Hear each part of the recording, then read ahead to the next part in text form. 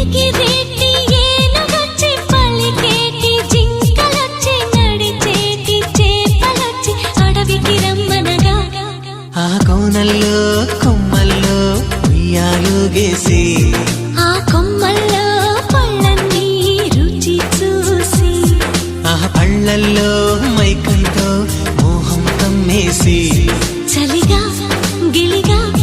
తొలిగా త్వరగా అటుగా ఇటుగా మరి నువ్వే నాకు ముద్దిస్తావని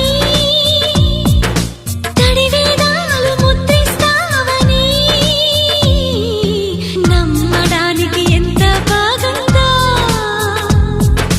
నీకోసం రెక్కల గుర్రం ఎక్కి వస్తానని